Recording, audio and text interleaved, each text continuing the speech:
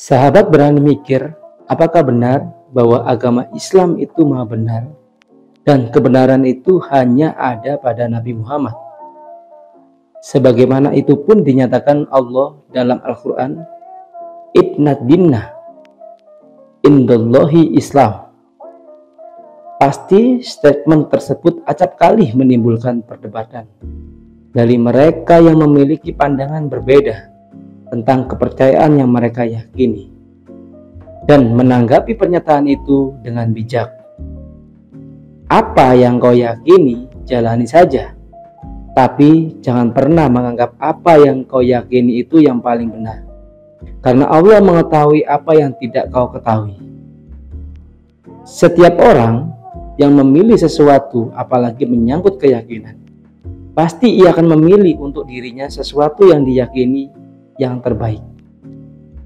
Namun itu menjadi runyam saat ia menyalahkan dan menghakimi pilihan orang lain yang berbeda keyakinan dengan apa yang menjadi pilihannya, apalagi bila diatasnamakan Tuhan dan kitab sucinya sebagaimana Al-Quran.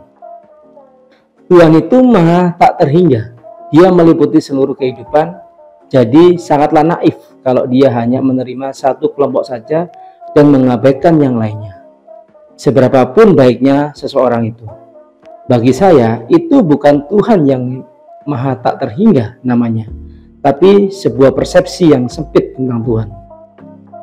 Kalau Anda mengelak dan menyatakan bahwa itu difirmankan Tuhan sendiri dalam Al-Quran, Inna dinna indallahi Islam, perkenankanlah saya meluruskan pemahaman atas surat Ali Imran ayat 19.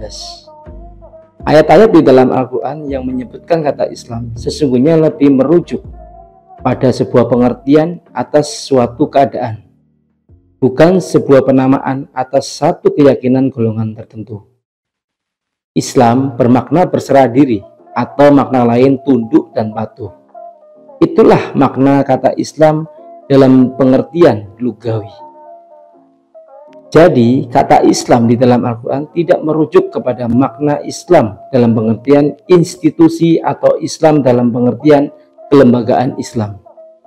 Sesungguhnya, pemakaian kata Islam di dalam Al-Quran itu bersifat universal, sebagaimana saat Al-Quran menyatakan bahwa semua yang ada di langit dan di bumi adalah Islam. Begitupun seluruh para nabi adalah Islam. Dalam hal ini tentu saja pengertian Islam bukanlah nama institusi agama yang hanya dibawa oleh Nabi Muhammad semata.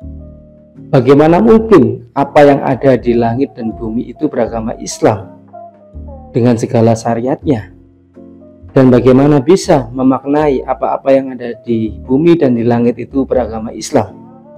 Bagaimana mungkin binatang renik, bakteri, virus, dan seluruh kehidupan di multi semestanya itu beragama Islam, seperti yang disebut dalam ayat aslama man fis samawati wal ardi? Padahal makna yang sesungguhnya dari ayat-ayat tersebut adalah bahwa sesungguhnya segenap apa-apa yang ada di langit dan di bumi itu tunduk dan patuh kepada Tuhan. Demikianlah pengertian Islam yang sesungguhnya. Semua yang ada di alam semesta itu tunduk kepada hukum yang telah menjadi ketetapan Tuhan. Ketundukan secara alamiah sebagaimana mereka bergerak atau menjalani kehidupan sesuai dengan hukum pengkodratan berjalan menurut fitrahnya masing-masing. Tunduk dan berserah diri seluruh alam, semesta dan seisinya kepada Tuhan, yang disebut di dalam Al-Quran dengan kata aslama man fis samawati wal ardi tauhan warkarhan wa ilahi yurja'un. Jadi bukan dalam pengertian Islam sebagai sebuah nama dari sebuah institusi agama. Seluruh ajaran ilahi yang dibawa para nabi dan rasul membawa ajaran yang sama, yaitu mengajarkan ketunduk dan kepasrahan kepada Tuhan yang Maha Esa. Demikian pun di bumi yang bertebaran di multi semesta ini. Seluruh ajaran yang diturunkan Tuhan di sana mengajarkan ajaran yang esensinya sama, yaitu tunduk dan patuh serta berserah diri kepada Tuhan. Karena ketundukan, kepatuhan, dan kepasrahan kepada Tuhan itulah jalan keselamatan bagi umat manusia. Dan utusan-utusan Tuhan di masa datang pun mengajarkan yang sama.